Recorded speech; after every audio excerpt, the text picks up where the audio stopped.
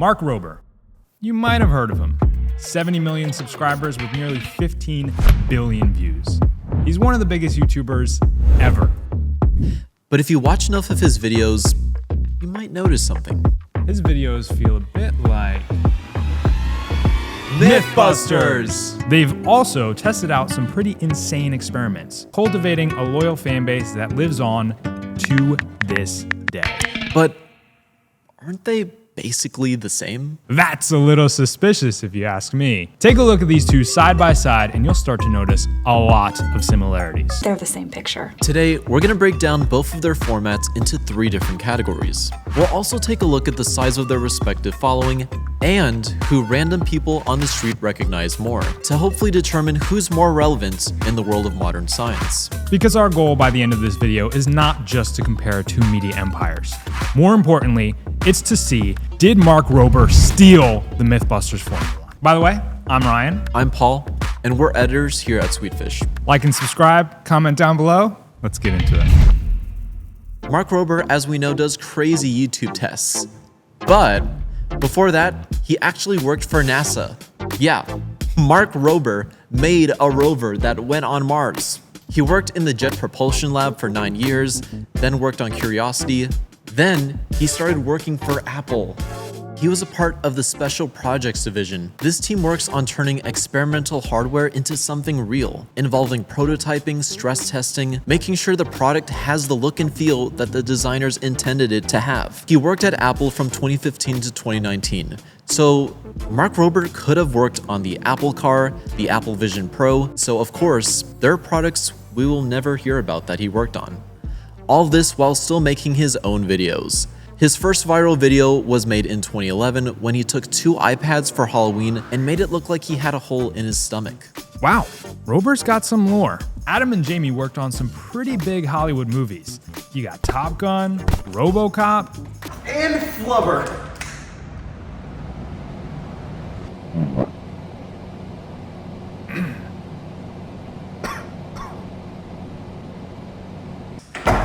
Anyways, Adam used to work at a little place called ILM, which is basically the in-house VFX studio at Lucasfilm. He worked directly with Lucas on Phantom Menace and Attack of the Clones. So now that we know a little bit about these two, let's put things to the test. Yeah, you just I know. So let's take a first look at this 1-to-1 experiment. Can a shark really detect human blood nearby? Let's first take a look at MythBusters.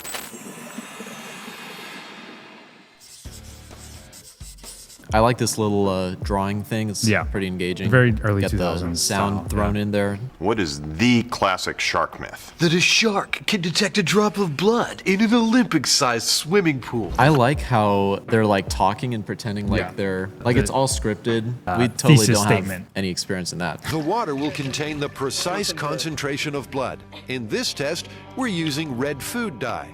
It will be lowered into the tank and ruptured as a shark approaches. In modern YouTube, everything would be cut up to like 26 seconds in. Like we would just get that voiceover and just start. Here we go. 1 part fish blood to 1,000 parts water. Now, Yeah. Oh, he turned, he sped up, he turned. Yeah. I would say 100% that was a response. The sharks were excited by the smell of fish blood. But does human blood whet their appetites? Jamie, Adam, and Carrie all give blood. What's happening? That's it. No, they've been through it. Plenty of blood The in there. lemon sharks don't even flick a fin. See, they've been through it there. They've been through it. But watch what happens when Dr. Gruber squeezes a little fish juice in there. oh, there we go. Oh, they like the fish juice. Notice how there's no like risers or anything really Yeah, to I was keep gonna us say. engaged. It's sort of just like, no sound design, really. yeah. Yeah. I guess like in the more modern world, it feels a little slow for us. That's pretty good proof. The cliche, Crazy transition. the ripple Crazy. transition. a drop of blood in an Olympic-sized swimming pool. What are the results? Busted. The preference for human blood over fish blood. Busted. So, thoughts? So it looks like they had a pretty basic structure. They did the intro, which was like the graphic and the writing on the board, Then they had the discussion where they were like talking it out. and then state the hypothesis as well there. Then next they went to voiceover while they were going through setting up the test and explaining how they set it up. And then they did a twist. They added fish juice because the blood wasn't working. Yeah. And in the end, they kind of talked over the results, and then we had the busted outro. So. Busted. So very, very typical format. I would say, in my opinion, I don't know about you, but I felt like it was kind of, even though the myth was busted, it still kind of felt like it fell a little flat. Like there wasn't much punch to Something it. was missing, and I do wish that they did it like in the ocean with like real sharks, like the sharks we're thinking about from Jaws, and not, I forgot what sharks they were, just Lemon up sharks, here. I think? Lemon Yeah. sharks, yeah. I think it's also important for us to note that I believe this was a segment in a full episode, so that's why it's so short. It's not the entire, maybe if they had done an entire episode based off of this, it would have been different, but it was mostly just a little segment, almost like a snippet probably, so. Yeah. Okay. All right. Ready for Mark? Yeah, let's go. Get the Rober. I texted this clip to my wife who wanted proof I wasn't doing anything stupid on a recent trip to the Bahamas. So right now, we've already established that this is more high stakes because he's actually in the ocean. Also, a very unconventional opening. Like it's about him texting his wife about the danger of the situation, which I find interesting. So. Now, if you're wondering what my feet are doing in shark-infested waters with a bucket of blood 20 miles away from any land, well, that comes down to a conversation I had with my friends at the Discovery Channel. Discovery Channel. Yep. Coincidental? I think not. For as long as I can remember, I've always wanted to test if sharks can really smell a drop of blood in the water. We're 30 seconds in, and we already know what's going on. Yeah. From a mile away. Now, before you say MythBusters already did this, they kind of did this. As you can So we already got a MythBusters call out. So he is acknowledging that MythBusters have already done Because he this. knows the comments are going to be like, wait a minute. Yeah. see, to test this, they poked their fingers and then stuck them in a barrel with these tiny lemon sharks. And since they didn't really seem to turn around and look at their fingers, they said it was busted. Now, I'm friends with both Carrie and Adam, but I think even they would admit, at least in this case, the methodology was less than scientifically rigorous. So Mark is doing our job for us. He's basically explaining what he thinks is kind of the flaw in their experiment that they also acknowledge, and that he's going to take it to another level. I think he also mentioned MythBusters just to reassure the audience that they're not going to be seeing like the same video, that he's going to be building upon it and delivering more than just what was promised in the past. Because obviously this is way bigger than the experiment that they did. Yeah, he's trying to deflect a lot of those comments that might be coming his way. Built some NASA-grade hardware for the experiment, hopped on a plane, and then a speedboat, and soon enough, I was 20 miles offshore of the Bahamas. So I find this interesting. There's a very in-depth kind of story here. Like we see him on the plane, we see him developing it. There's a strong narrative here. And there was that in the MythBusters, but it wasn't, this is really tapping into like an emotional element. Yeah. Eventually, I plan to test just how far they could smell a single drop of blood in the water. So we have this nifty little kind of graphic animation that's really demonstrating how he's going to be setting up the experiment and kind of the different factors at play. Any other scent. So for my first experiment, I plan to put 4 surfboards in the water equidistant from the back of the boat. Each board would host 2 liters of a different liquid that we would pump into the ocean over the course of an hour. So this board would be fish oil, which I heard was a general attractant for lots of fish. Then we would have cow's blood here, then seawater here as a control to make sure the sharks weren't just interested in the surfboard, and then finally urine. So not only is he testing the blood theory, he's also, there's a common theory out there that urine attracts sharks as well. And then he's kind of addressing the MythBusters with the fish oil. So it's kind of like he's addressing multiple different theories on this topic. And notice how we didn't know that. Yeah. It's not in the title, it's not in the intro, so that helps the viewer be like, ooh, I want to see like all these other things too. So far, it's pretty interesting. I mean, you have a massive cut and you're bleeding out, and there's this many sharks within like 50 yards of you that they're kind of like, meh. We're kind of seeing similar results to the MythBusters one in that the blood doesn't attract the sharks, but it feels more engaging. More credible. Yes, it feels like it's more, there's gonna be more of a payoff. Not a lot of love for my pee. I don't know why I find that kind of offensive, but I'm just a little hurt.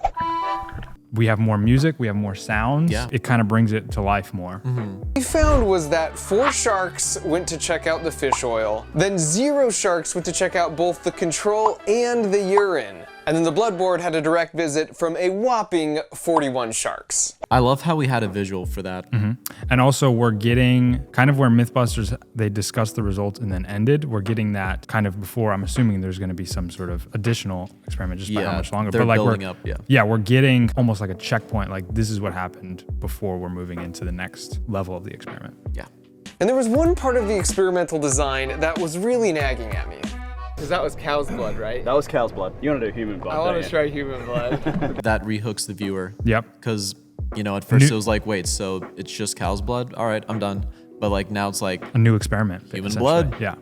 5, 4, 3, 2, 1. Was that a Minecraft sound effect? Yeah. I love that. Over the course of an hour, 0 sharks checked out the control board, 0 checked out the slow blood pumping board, and exactly 0 sharks checked out the fast one. Now that I had some first-hand data to put my mind at ease, I was willing to try diving with the sharks without a cage. I had a theory that if we secured a 360 camera to the front of a hand spear and then shot it near some sharks, we could create the world's first really cool Matrix-like underwater bullet time effect. So I suited up and got in. And again, another surprise and delight. Like, we didn't expect for him to go in the water without a cage. The viewer could have left at several different points, but he really did a good job of like rehooking and re-engaging and adding layers to it. Yeah.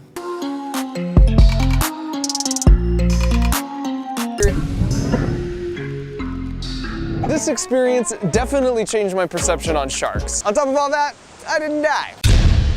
That kind of abrupt cutoff, like he did all the work to kind of talk about what the conclusion was, and then he kind of ends it on a completely different note. Yeah, like he doesn't have to like go over everything again because he already did. It was just a really quick, funny, like, I didn't die. As we record this in early 2026, Mark Rober is closing in on 73 million subscribers. To put that in perspective, if Mark's channel were its own streaming service, it'd have significantly more followers than Apple TV, Peacock, and Hulu. That's pretty wild for a dude who started out in his garage. Not to mention, the channel has over 15 billion views. MythBusters can't be determined by follower count because it was tied to cable. At its peak, each episode averaged around 2.7 million views. Its special would reach 8 million views, which rivals the top television shows today. So now we know the numbers behind both of these shows, but how does that actually translate to the real world? Luckily, we sent our own Dino out to the streets to collect some real-world data. Thanks, guys. We are here on the streets to ask the people a very important question. Who do they recognize more, MythBusters or Mark Rober? So, let's go. Excuse me. Oh, okay. It's gonna be harder than I thought. Okay. Who are these people? That's the NASA scientist that makes the like toothpaste, the elephant toothpaste and stuff. Yeah. Yep. Do you remember his name? No, I'm bad at names. That's okay. What about these two guys? Okay, you know these guys? No, do you? Oh my gosh, I do not remember their names. That's okay. But they had a show. And they would. Do you remember the show name? They busted myths. Yeah, MythBusters. I was about to say that. But I never. Do you recognize either of these people? I think I might recognize them. Yeah. What can you guess, like what they might be from? MythBusters? Yes. Is it? Yes. Yes, good. Look at you. Well, once I looked a little closer, my husband watched MythBusters a lot. Yeah. Nice. Okay. Do you recognize this guy at all? No. I don't think so. Who are these people? I don't remember the names of those ones, but I've seen them. Okay. And that's the guy that does the I don't remember his name either, but he does like the fake box with the that one. Yeah, that guy. Or the confetti, yeah. Does Mark Rober ring a bell? Rober, that's the name. Yeah. What about these guys? Do you remember what show they were on? Something about proving stuff, like proving things. Myths. MythBusters, yeah, that one. Honestly, I have no idea. If I have to be honest. Those guys, but that's the one who eats the gummies and then goes and does something. He's a comedian, right? He is pretty funny, but I think you're thinking someone else. This is very science-based. Does that help ring a bell? I was a theater major. I recognize these two dudes. That's from MythBusters. Yep. And no idea who that is. Okay. I have no idea who that guy is. Okay. MythBusters guys, I don't know the names. Yeah, but hey, MythBusters guys, that's all it is. Okay. I can't place them, but I know these two guys. They had a show on the Discovery Channel back in the day. You're right. I that's where I know them from, but I just... It had to do with busting myths. MythBusters. That's right. That's who they are. There we go. Yeah, and this guy looks somewhat familiar, but I couldn't tell you more specific than that. Gosh, I couldn't tell you. Either one. Either one? No. Did you watch like any TV growing up? I'll give you a hand. They had a show on Discovery Channel. Yeah, I still couldn't tell you. Oh man, MythBusters? Is that ringing a bell? MythBusters. Yeah? Okay, yeah. A little bit, yes. Okay.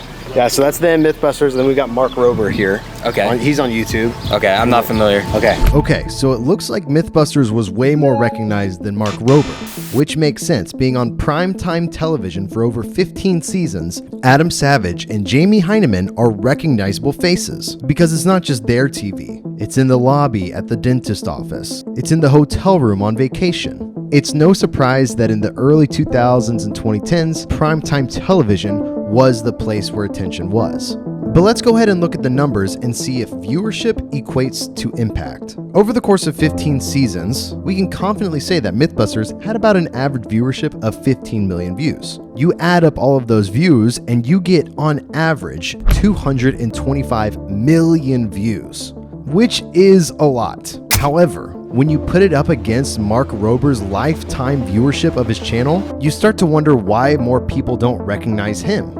It's clear he has completely revamped and added so many different layers that makes his content totally stand out from what MythBusters did. I think it's safe to say that even though Mark is heavily influenced by MythBusters, he is a continuation of MythBusters. He isn't just copying them one-to-one. So is Mark Rober just MythBusters? I think we can safely say he's like a cousin. Kind of. You know what I mean? This myth has been busted. All right, back to you fellas. Really goes to show how formats from the past can be reused for a modern platform. And you'd be surprised how many modern media programs or YouTubers copy old media without you ever even knowing it. One victim of this is Dave Ramsey. I like where this is going. He's built up a financial media empire, but who's his copycat? Make sure to watch our next video on screen here. See you there. All right, I think we got it. Yeah, let's get out of here. Back to work.